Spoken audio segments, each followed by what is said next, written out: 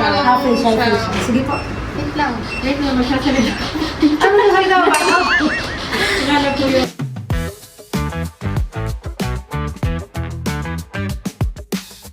So guys, samahan niyo ako. Ang nating step ay magpapa-facial ng face. Kailangan pa. Paano naman yan. Tara na. Let's go. Good night, te ha. Patay. May lahi ka ba? Sabi. Merong half time isang garden. Kung ano ang procedure ng aking nanay at ate, ay ganun din yung procedure ng aking mga facial na ginawa. Ang kaibahan lang sa akin ay ako naman po ay merong hiko no sleep kung saan ang ating ilong ay tatangos ba yan siya. Diyos ko guys, kung alam nyo lang nararamdaman ko parang natatay na naihi na hindi ko malaman. Come on. Go away. When you're away, I'll be strong. Dok, hindi po ito nakikita. Pasensya. Hi po.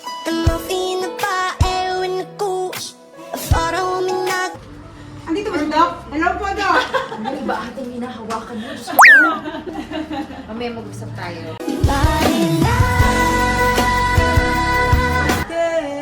Bakto si... Superman got nothing on me.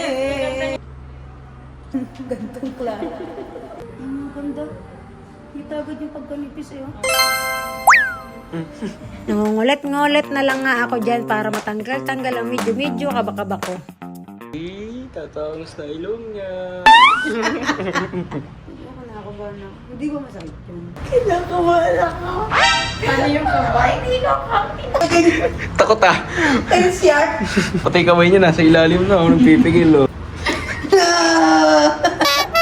Payag ka. Matangos ilong mo pero pag gano'n.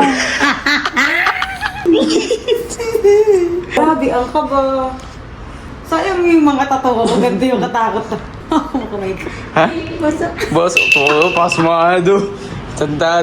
Tatangos na ilong mo, Beo? Oo. Payag ka, tangos ilong mo pero zigzag. O, payag ka, tatangos ilong mo pero isa lang butas.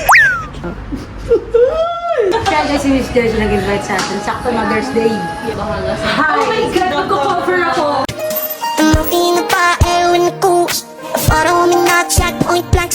Sinustop na rin kita eh. Sobrang natutuwa talaga ako.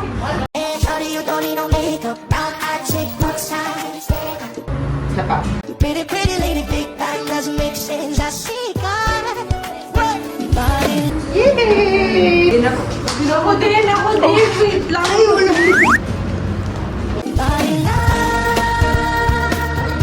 Ay, si Dr. Rica and Miss Joyce. Yan ang mag-aayos ng mukha natin. Grabe, sobrang na yung pag-aayos ng mukha nito. Hindi, pipilit ako. Ayaw ko mag-aayos.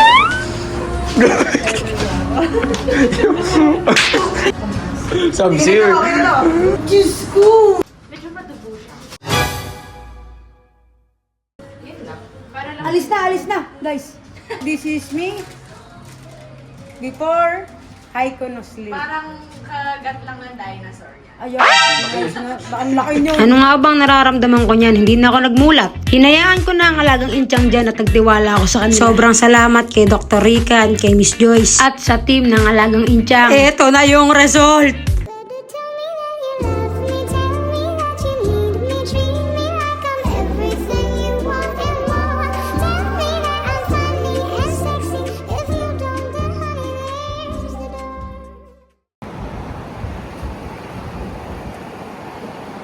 Alam niyo, parang di ko kayo mga kamag-anak.